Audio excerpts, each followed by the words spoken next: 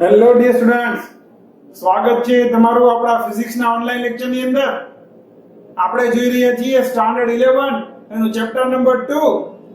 બરાબર ને? ચેપ્ટરનું નામ છે આપણું યુનિટ્સ એન્ડ મેઝરમેન્ટ, એકમ અને માપન. બરાબર છે?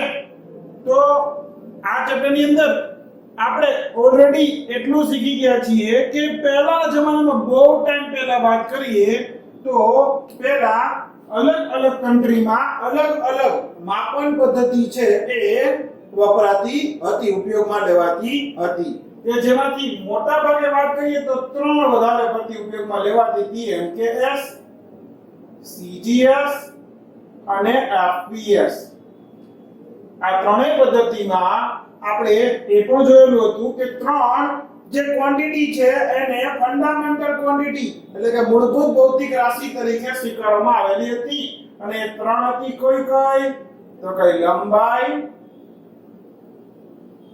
દ્રવ્યમાન અને સમય.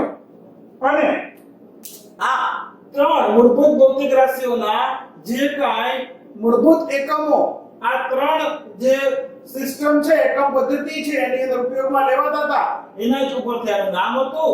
એટલે કે એમકેએસ ની અંદર એમ કોના માટે છે તો કે મીટર, કે કિલોગ્રામ અને એસ તો કઈ સેકન્ડ. સીજીએસ માં સી સેન્ટીમીટર, જી ગ્રામ અને એસ એટલે અગેન સેકન્ડ. અને એફપીએસ ની અંદર એફ એટલે ફૂટ, પી એટલે પાઉન્ડ અને એસ એટલે સેકન્ડ. તો આપણે આના વિશે છેલ્લા લેક્ચરમાં આપણે જોઈ લીધેલું હતું. તો આ તો શું છે તો કે આ લોકલ ગુંડા આપણે કીધેલું હતું. આ તો મુંબઈના લોકલ ગુંડા છે. આજના આપણા લેક્ચરમાં આપણે જોવાનું છે ઇન્ટરનેશનલ ડોન દાઉદ ઇબ્રાહિમ. તો એના વિશે હવે જોવાનું છે. એટલે એ કોણ હતો તો કે એ હતો આપણો ભાઈ એસઆઈ. આ એ અત્યારના જમાનામાં જે દુનિયાની અંદર અલગ અલગ કન્ટ્રી છે, આ બધી કન્ટ્રી, બધા જ દેશોએ ભેગા મળી અને નક્કી કરેલી આ એક એકમ પદ્ધતિ. અત્યારે આ એકમ પદ્ધતિ પ્રમાણે મોટા ભાગની જે કાંઈ ભૌતિક રાશિઓ છે એને માપવામાં આવે છે. તો એના વિશે આજે આપણે જોઈએ છીએ. તો ચાલો જોઈએ આપણા ઇન્ટરનેશનલ ડોન ને. તો જેમાં ઇન્ટરનેશનલ ડોન છે એનું નામ એ કંઈક ઇન્ટરનેશનલ જ છે. તો એસઆઈ એ ખરેખર ફ્રેન્ચ વર્ડ ઉપરથી આવેલું છે મિત્રો. આખું નામ ખરેખર ફ્રેન્ચ વર્ડ ઉપરથી આવેલું છે. ફ્રેન્ચ વર્ડ છે system international D units. System international D units. એનો ઇંગ્લિશ ની અંદર આપણે રૂપાંતર કરીએ આ તો કેવા થઈ ગયું ફ્રેન્ચ માં. અને ઇંગ્લિશ માં જો રૂપાંતર કરીએ તો એનો મતલબ થાય ઇન્ટરનેશનલ. અચ્છા, ઇન્ટરનેશનલ ભાઈ, ઇન્ટરનેશનલ સિસ્ટમ ઇન્ટરનેશનલ કરવાનું છે. System international. તો અહીંયા international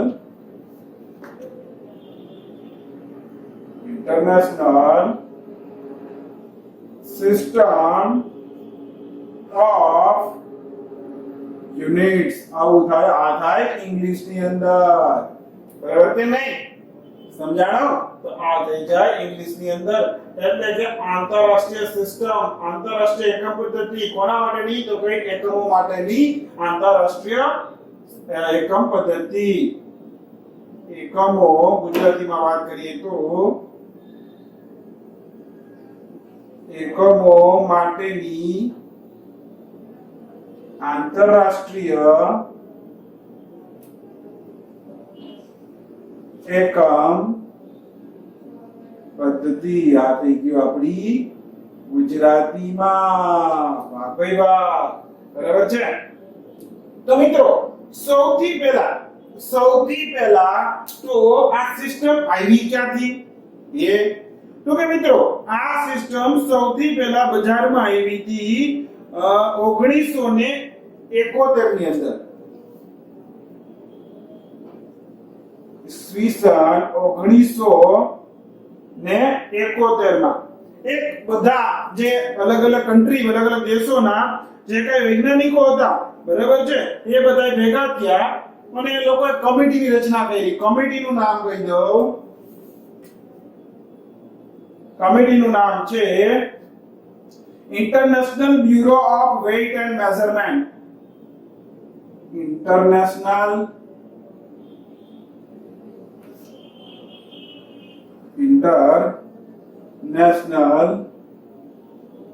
bureau of weight and measurement. બરાબર, એટલે કે ગુજરાતીમાં કહ્યું તો આંતરરાષ્ટ્રીય તોલમાપ સંસ્થા. આંતરરાષ્ટ્રીય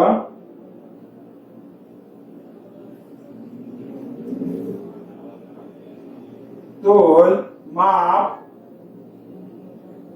સંસ્થા. બરાબર છે. આ જે સંસ્થા હતી જે અલગ અલગ સાયન્ટિસ્ટ ની બનેલી હતી એ લોકોએ સૌથી પહેલા ઈસવીસન 1971 માં એસઆઈ સિસ્ટમ એસઆઈ એકમ પદ્ધતિને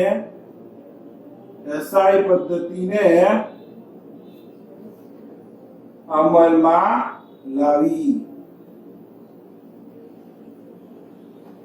સૌથી પહેલા એમને અમલમાં લાવી. અચ્છા, તો આ એસઆઈ એની અંદર મિત્રો આ એસઆઈ આપણી આખી ટેક્સ્ટ બુકમાં તમને જે એક વાત કહી દો, આપણી આખી ટેક્સ્ટ બુક ની અંદર આપણે આ એસઆઈ સિસ્ટમ જ ફોલો કરવાની છે. આપણે આપણી ટેક્સ્ટ બુકમાં બરાબર ટેક્સ્ટ બુક ની અંદર આ સિસ્ટમ જોવાની છે, ધ્યાનમાં લાવવાની છે. ધ્યાનમાં લેવી. બરાબર છે. તો મિત્રો આ એસઆઈ એકમ પદ્ધતિમાં એસઆઈ એકમ પદ્ધતિની અંદર 7 ભૌતિક રાશિઓને મૂળભૂત ભૌતિક રાશિ ફંડામેન્ટલ ક્વોન્ટિટી તરીકે એક્સેપ્ટ કરવામાં આવેલી છે. કેટલી ભૌતિક રાશિને? 7 મૂળભૂત ભૌતિક રાશિ તરીકે સ્વીકારવામાં આવેલી છે. તો એ 7 મૂળભૂત ભૌતિક રાશિ કઈ છે હમણાં જોઈએ આપણે.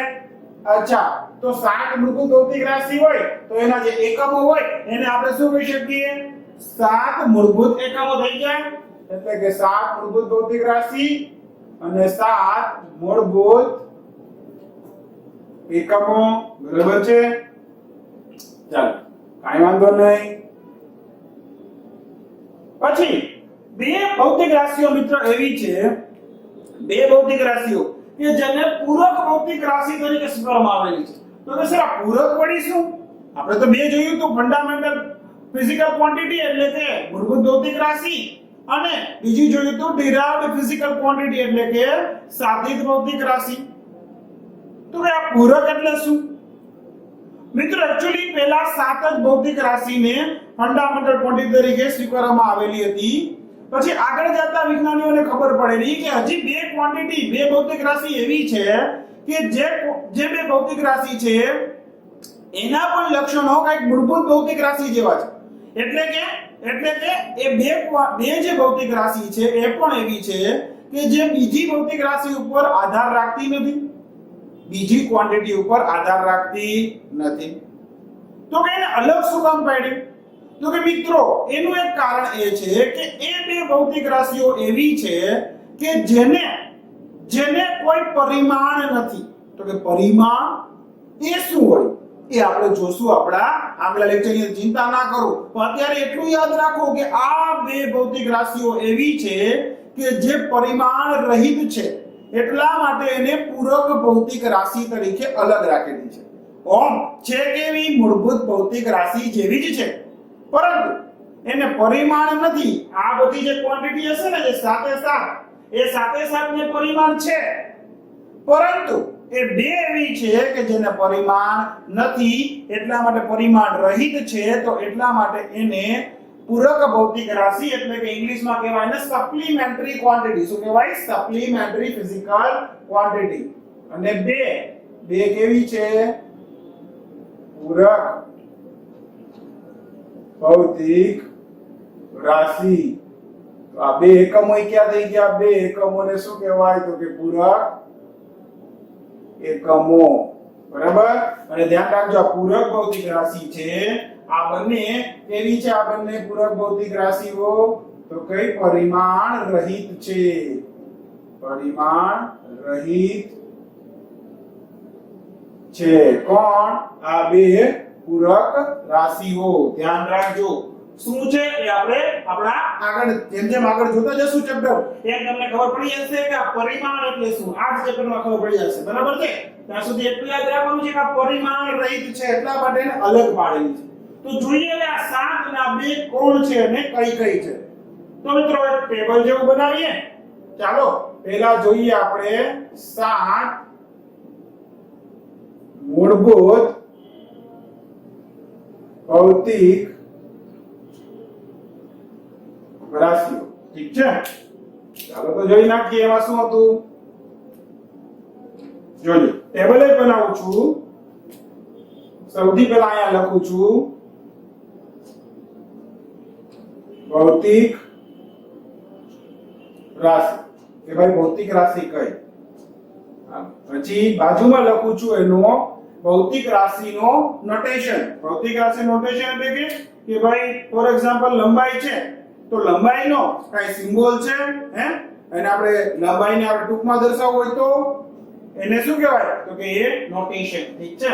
એનું આપણે અહીંયા લખીએ છીએ. એમ સમજો કે ભૌતિક રાશિનો સિમ્બોલ. ઠીક છે? આમ છે ભૌતિક રાશિનો સિમ્બોલ. ખાસ ધ્યાન રાખજો આ કોનો સિમ્બોલ છે? ભૌતિક રાશિનો સિમ્બોલ છે. ચાલો પછી ત્રીજી કોલમ જોઈએ તો કઈ એનો એસઆઈ પદ્ધતિ પ્રમાણે એકમ. એસઆઈ એકમ. અને છેલ્લી કોલમ બનાવવું કે આ એસઆઈ જે એકમ લખ્યો છે એનો એક સિમ્બોલ હોય ને, એને માં ટૂંકમાં દર્શાવવું હોય તો આ એસઆઈ એકમનો સિમ્બોલ. ઠીક છે? ચાલો તો એના વિશે આપણે વાત કરીએ. સૌથી પહેલી મિત્રો સૌથી પહેલી આવે છે અહીંયા લંબાઈ. જો ક્રમ કઈ અગત્યનો નથી, પણ 7 છે અગત્યની છે. તો લંબાઈનો સિમ્બોલ મોટા ભાગે સ્મોલ a વાપરવામાં આવે છે. મિત્રો શું વાપરવામાં આવે છે? મોટા ભાગે લંબાઈનો સિમ્બોલ વાપરવામાં આવે છે સ્મોલ l. એનો એસઆઈ એકમ થાય મીટર. શું થઈ જાય? મીટર. એસઆઈ પદ્ધતિ પ્રમાણે એનો જે એકમ નક્કી કરવામાં આવ્યો છે મીટર, અને આ મીટરનો સિમ્બોલ થાય મિત્રો સ્મોલ m. બરાબર છે? ચાલો બીજો તો કઈ દ્રવ્યમાન અથવા તો એને દળ પણ કહેવાય. દળ એ કહેવાય ને. એનો સિમ્બોલ છે મિત્રો સ્મોલ m. ધ્યાન રાખજો શું છે? Small m. અચ્છા, દ્રવ્યમાનનો એસઆઈ પદ્ધતિ પ્રમાણે એકમ નક્કી કરવામાં આવ્યો છે એ છે કિલોગ્રામ. અને એનો સિમ્બોલ થાય સ્મોલ k સ્મોલ g. બરાબર છે?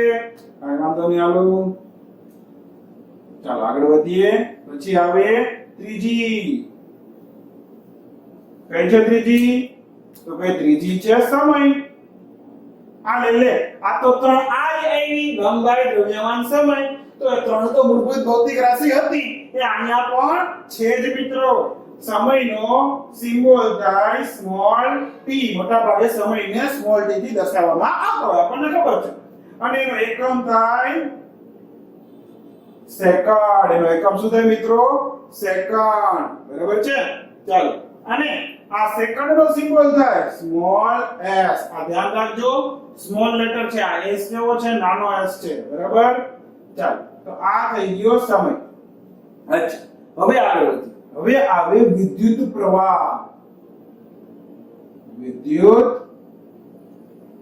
પ્રવાહ આ કઈ તમારા માટે નવો છે નહીં. તમે ધોરણ 10 ની અંદર વિદ્યુત પ્રવાહ વિશે શીખી ગયા છો. તો એનો સિમ્બોલ એ તમને ખબર છે, વિદ્યુત પ્રવાહને કેપિટલ I થી દર્શાવવામાં આવે છે, અને એનો એકમ પણ આપણને ખબર છે, એમ્પિયર થાય. બરાબર કે નહીં? એનો એકમ થાય એમ્પિયર. એમ્પિયર છે એ એક સાયન્ટિસ્ટનું નામ છે, વિજ્ઞાનીનું નામ છે, એના ઉપરથી આ બનાવવામાં આવ્યો છે. યાદ છે ને? એમ્પિયર, એનો સિમ્બોલ થાય કેપિટલ A. બરાબર છે? ચાલો, કાઈ વાંધો નહીં. એના પછી નેક્સ્ટ કયો આવે? તો થર્મોડાયનેમિક્સ ટેમ્પરેચર. બરાબર કે નહીં? તો આવું કીધું છે થર્મોડાયનેમિક્સ ટેમ્પરેચર એટલે તાપમાન, બીજું કાઈ નહીં મિત્રો. કાઈ એમાં વધારે દીવાની જરૂર નથી. થર્મોડાયનેમિક્સ તાપમાન કયો કે ખાલી તાપમાન કયો, એક જ વસ્તુ છે. ઠીક છે? તો કહેવાનો મતલબ એ શું કહેવા માંગે છે? થર્મોડાયનેમિક્સ તાપમાન. ઠીક છે? થર્મો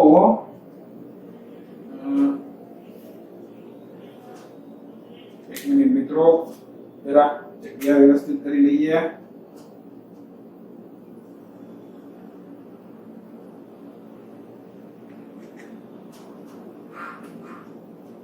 ચાલો, હવે આવી જશે. ચાલો, તો નેક્સ્ટ આવે થર્મોડાયનેમિક્સ. થર્મોડાયની નહીં, ડાયનેમિક્સ. ડાયનેમિક્સ તાપમાન. અચ્છા મિત્રો, આના સિમ્બોલ છે ને બે છે. મોટા ભાગે તો કેપિટલ T જ વાપરવામાં આવે છે, પરંતુ ઘણી જગ્યાએ કેપિટલ T ની બદલે થીટા પણ કરવામાં આવે છે. થીટા તો તમને ખબર જ છે, ગ્રીક લેટર છે. બરાબર? તો થીટા પણ કરવામાં આવે છે. મોટા ભાગે તો થીટા આમ તો જેને કહેવાય ખૂણાઓ દર્શાવવા માટે ઉપયોગમાં લેવામાં આવે છે, પરંતુ ઘણી જગ્યાએ તાપમાનના સિમ્બોલ તરીકે પણ ઉપયોગમાં લેવામાં આવે છે. ઠીક છે મિત્રો?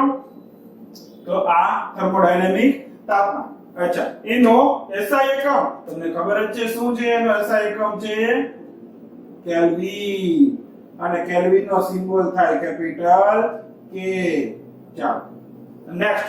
તો હવે વિદ્યુત પ્રવાહ આવી ગયું, થર્મોડાયનેમિક્સ ટેમ્પરેચર. હવે શું આવે? પ્રકાશની તીવ્રતા, લ્યુમિનન્સ ઇન્ટેન્સિટી. પ્રકાશની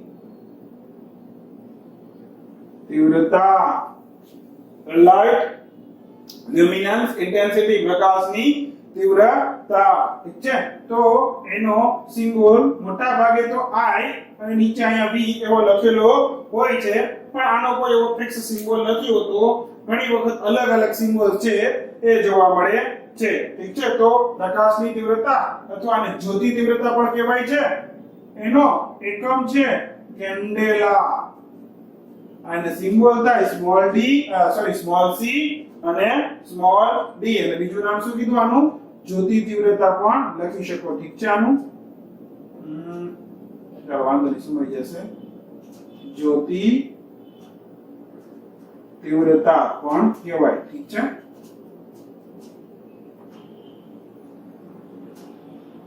તીવ્રતા. ઓકે. અને સૌથી છેલ્લું એનું તો તમારે અત્યારે કેમિસ્ટ્રીમાં પણ આવતું હશે, અને તમે 9મા ધોરણની અંદર આની ઉપરથી દાખલા પણ શીખી ગયા છો. એ છે શું હતો? દ્રવ્યમાનનો જથ્થો, એમાઉન્ટ ઓફ સબસ્ટન્સ. દ્રવ્યનો જથ્થો. અચ્છા, અહીંયા નહીં, અહીંયા લખીએ.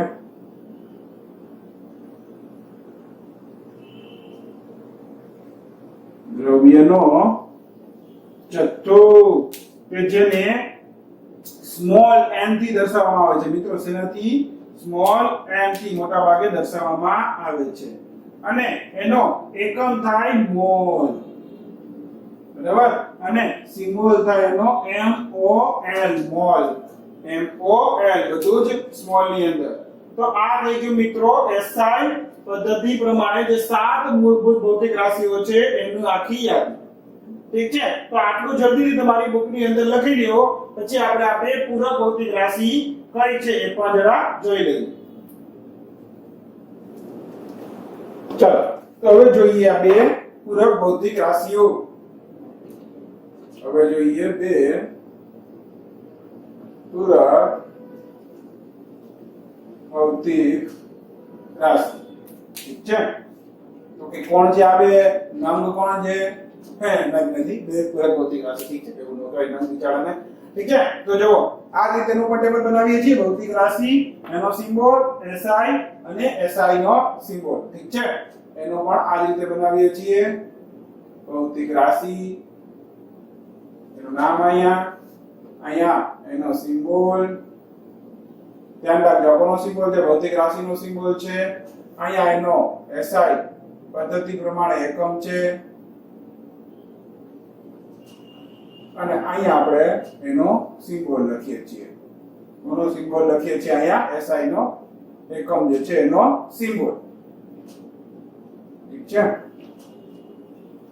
ચાલો તો હવે મિત્રો એ છે એમાં સૌથી પહેલું છે સમતલ કોણ. સમતલ કોણ એટલે બીજું કાંઈ નહીં મિત્રો, જેને આપણે સામાન્ય રીતે કોણ કહીએ છીએ એને જ કહેવાય સમતલ કોણ. બરાબર છે, જેને આપણે સામાન્ય રીતે રેગ્યુલર આપણે ડે ટુ ડે લાઈફમાં જેને આપણે કોણ કહીએ છીએ એ જ સમતલ કોણ, બીજું કાંઈ નહીં. પ્લેન એંગલ ઇંગ્લિશમાં કહેવાય ને કે માની લ્યો કે આ બે લાઈન છે, આની વચ્ચેનો આ જે ખૂણો છે આને જ કહેવાય સમતલ કોણ. બરાબર, એનો સિમ્બોલ છે એ d થીટા. આ d કે ડી હશે? અરે આ d બીજું કાંઈ નથી, વિકલન. યાદ આવ્યું? આ વિકલનનો d છે. એવું દેખાવા માંગે છે કે નાનો ખૂણો. જનરલી d છે એ નાનો ખૂણો દેખાડે. d થીટા એટલે બહુ નાનો ખૂણો હોય ને ત્યારે આવી રીતે લેવામાં આવે. માની લો કે અહીં આવી એક ચાપ છે, આ ખૂણો છે આ d થીટા, આ r જેટલી ત્રિજ્યા છે અને આ ચાપ છે એને માની લ્યો કે માપ છે કે ds. બરાબર, આ d છે કંઈક પણ એ લખી નાખો કે ભાઈ ds કે પછી dl જે કહેવાય. બરાબર, અહીંયા જે કહેવાય ds કે dl જે કહેવાય. આ d ની ચાપ છે, તો આનો ખૂણાનું સૂત્ર બનાવી શકો. સમતલ કોણ d થીટા બરાબર, તમે સૂત્ર શીખી ગયા ને, ખૂણો બરાબર ચાપના છેદમાં ત્રિજ્યા. તો ચાપ કેટલી? dl જેટલી, એના છેદમાં ત્રિજ્યા કેટલી? r જેટલી. તો આ સમતલ કોણનું સૂત્ર પણ બનાવી શકો આ રીતે તમે. તો એનો SI એકમ જે છે મિત્રો એ છે રેડિયન.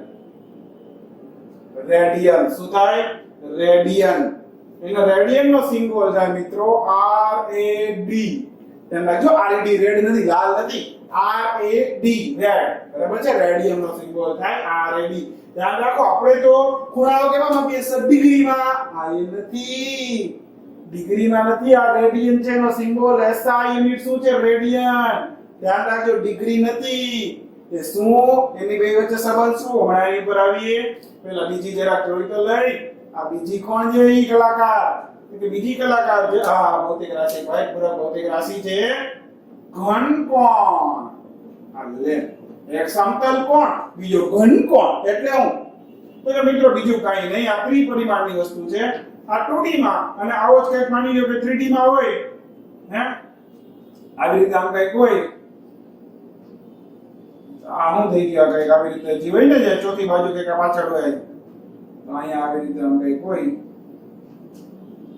તો આ જે આખો ખૂણો બને એને કહેવાય ઘન કોણ. એને ઓમેગા, ડી ઓમેગા બંને ગ્રીક લેટર છે. આ ડી ઓમેગા એ શું દેખાડે? ઘન કોણનો સિમ્બોલ. અને એને સ્ટી રેડિયન માં આપવામાં આવે છે. તેમાં સ્ટી રેડિયન અને સિમ્બોલ થાય એનો SR. બંને સ્મોલ હો, S અને R બંને સ્મોલ. ધ્યાન રાખજો, કોઈ કેપિટલ નથી. જો આ શું છે? કાંઈ નહીં મિત્રો. અચ્છા, માની લ્યો કે અહીંયા આખું આ પૃષ્ઠ હોય, એનું ક્ષેત્રફળ માની લ્યો dA જેટલું છે. આ ત્રિજ્યા માની લ્યો R જેટલી છે. તો અહીં આ જ રીતે ઘનકોણનું સૂત્ર આ રીતે જ બનાવી શકાય. આ જ રીતે ઘનકોણ બરાબર d ઓમેગા બરાબર, અહીંયા ચાપ હતી એટલે અહીંયા શું હશે? આખો નાનકડો એવો એરિયા હશે, ક્ષેત્રફળ હશે. ક્ષેત્રફળ એના છેદમાં ત્રિજ્યા. તો શું થઈ જાય? એનું સૂત્ર શું થઈ જાય? તો કે dA એના છેદમાં r. અચ્છા, આ શું એકદમ સહેલું રીતે સમજાવું તમને, એકદમ સહેલી રીતે સમજાવું. તરબૂચ ખાવા ગયા હોય, તરબૂચ લેવા જાય આપણે, એટલે હું કઈ ડગરી પાડી દો, ડગરી પાડી દો, એટલે ખબર પડે કેવું મીઠું છે. તો એ ડગરી પાડી એટલે શું કરે? આ આમ કાઢે, હાથ કાઢી. કોણ જેવું બહાર નીકળે કે નહીં? એ કોણ જેવું બહાર નીકળે કે નહીં? તો એ કોણ જેવું આમ બહાર નીકળે તો એ જે ખૂણો બનાવે ને, આખે આખો ખૂણો, એ જ શું છે? એને જ કહેવાય ઘનકોણ. એને શું કહેવાય? ઘનકોણ. હજી એક ઓલો સોફ્ટી કોણ આવે, સોફ્ટી કોણ. એક વેફર જેવા કોણ હોય, એની અંદર આઈસ્ક્રીમ નાખી ખાવાની મજા જેવા લાગે. એ સોફ્ટી કોણ આવે ને, તો સોફ્ટી કોણ માની લો ખાલી કોણ છે, આખે આખો કોણ ખાલી છે, સોફ્ટી કોણ. તો અંદર જે તમને તો ખૂણો દેખાય છે ને, આમ જોવો તમે ઉપરથી, અંદર જે ખૂણો દેખાય ને એ ઘનકોણ. અને એ સોફ્ટી કોણની ઉપરનું જે સરફેસ હોય, ઉપરનું જે કઈ પૃષ્ઠ હોય, એનું ક્ષેત્રફળ આ લેવાનું ક્ષેત્રફળ. સમજાણો? તો એ છે ઘનકોણ. ઠીક છે? તો આને કહેવાય ઘનકોણ. ઠીક છે? તો આ થઈ ગયા બે પૂરક ભૌતિક રાશિ. અચ્છા, હવે આની પર આવીએ, રેડિયન. આપણે કીધું હતું કે ભાઈ એની ને જે કઈ શું કહેવાય આપણા ડિગ્રી ઉપર એક સંબંધ છે. જો 360 ડિગ્રી બરાબર 2 પાઈ થાય. કેટલા થાય? 2 પાઈ રેડિયન થાય. આ પાઈ એટલે આપણને ખબર છે ને, 3.14. બસ આ 22/7. આ એની જ વાત છે, પાઈ. એટલે યાદ રાખો, આ સંબંધ યાદ રાખજો મિત્રો, કેમ કે આની પરથી આપણે દાખલાઓ પણ આપેલા છે અને આ કન્વર્ઝન તમારે ઘણી વખત જરૂર પડશે. 360 ડિગ્રી એટલે કેટલા થાય? 2 પાઈ રેડિયન. અથવા તો એમ કહી દો કે 180 ડિગ્રી એટલે કેટલા થાય? પાઈ રેડિયન. બળી કે નહીં? બરાબર. તો ખાસ ધ્યાન રાખો, આપણે બોર્ડ દોરતા હોય, એકમ વર્તુળ દોરતા હોય, એકમ વર્તુળની અંદર અહીંયા કેટલા હોય? 0 ડિગ્રી. વચ્ચે તો દોરો, વચ્ચે જ ન દોરી.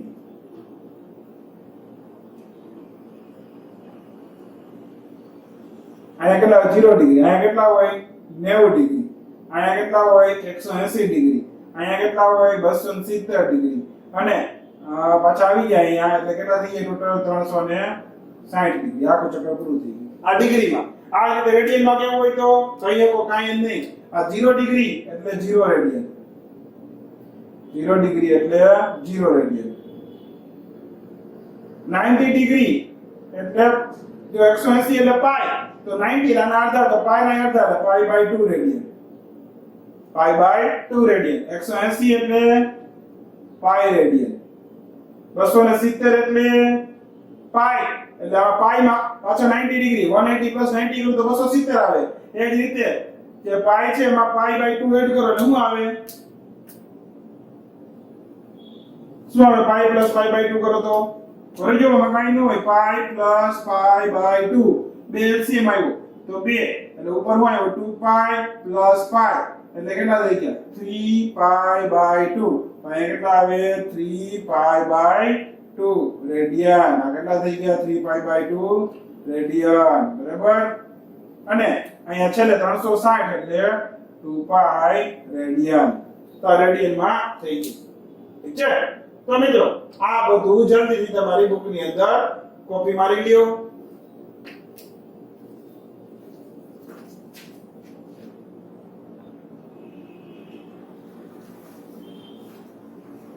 તો મિત્રો આપણે આજના લેક્ચરની અંદર અહીં સુધી રાખીએ. આ એસઆઈ પદ્ધતિ ઉપરથી આપણે શું જોયું તો કે એની 7 મૂળભૂત ભૌતિક રાશિ અને 2 પૂરક ભૌતિક રાશિઓ જોઈ લીધી. આ સિવાયની જેટલી રાશિ હોય એ શું હોય તો કે સાદિક ભૌતિક રાશિ હોય. એનો મતલબ કે આની ઉપરથી મેળવવામાં આવતી હોય છે. બરાબર. એટલે આની ઉપર કે આધારિત હોય છે. કાઈ વાંધો નહીં. એ તો જેમ જેમ ચેપ્ટર્સ આપણે આગળ ચાલતા જશે, સિલેબસ આપણો આગળ ચાલતો જશે, એમ જે ભૌતિક રાશિઓ આવતી હશે એ આપણે જોઈતા જશું. અને ઘણી ઘણી તો તમે ઓલરેડી 9th અને 10th સ્ટાન્ડર્ડમાં શીખી જ ગયા છો. તો આજના લેક્ચરમાં અહીં સુધી રાખીએ. ઠીક છે? તો આવજો મિત્રો. Bye bye.